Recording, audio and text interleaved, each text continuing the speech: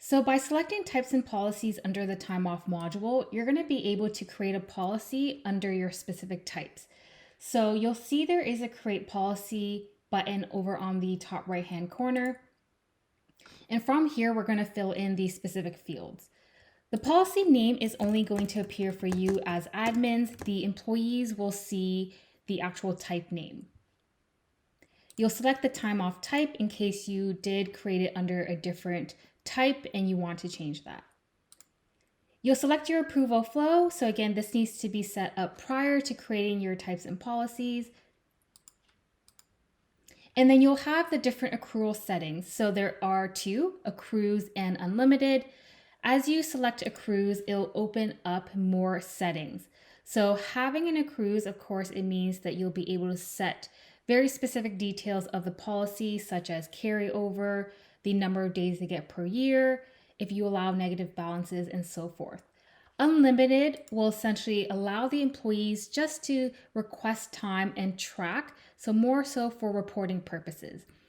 This will still appear on the calendar and the upcoming events, but they don't necessarily accrue a certain number of days per year. As soon as we select accrues, like I mentioned, you'll get more advanced settings. So here is where you'll set how often they will accrue their balance. So you'll see the different options here.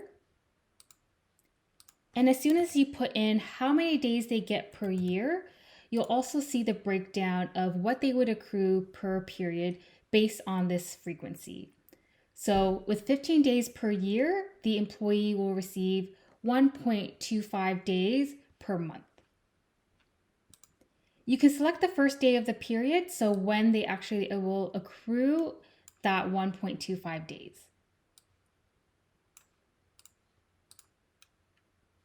And then when the accrual happens on. As soon as you select that option, you'll be able to preview the schedule and see when they will accrue and the amount again. We'll scroll down to the advanced settings, and here is where you can set if there is a seniority increase in your policy, if you do want to add a carryover balance, or again, allowing negative balances and so forth. You'll be able to hover over the info icon in case you do have any questions about what these particular features mean.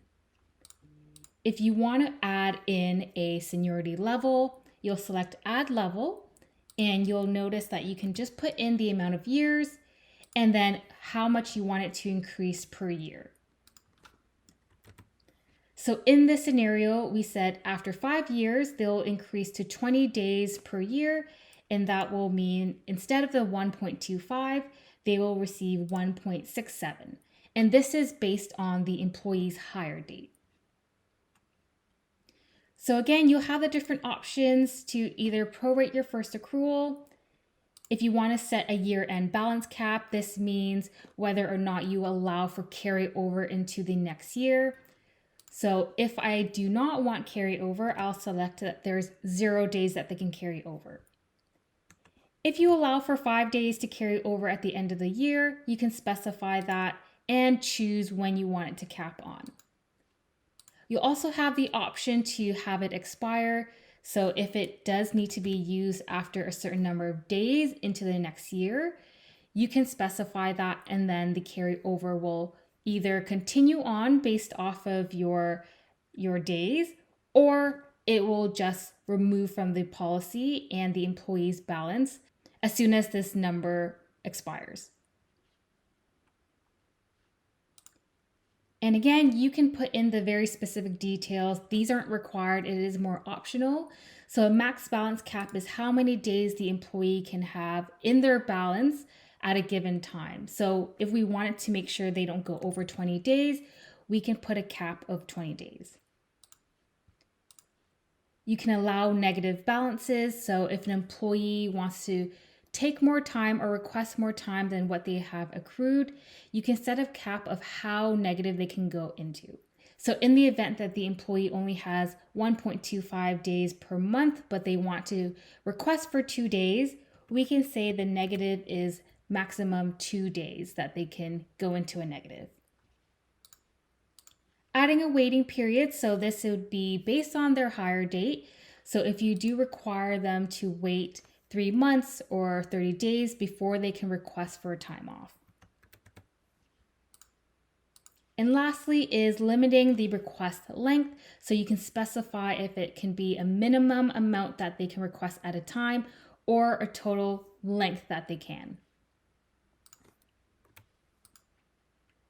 As soon as you're done setting up your policy, all you have to do is click on Save. And that is how you create a time off policy.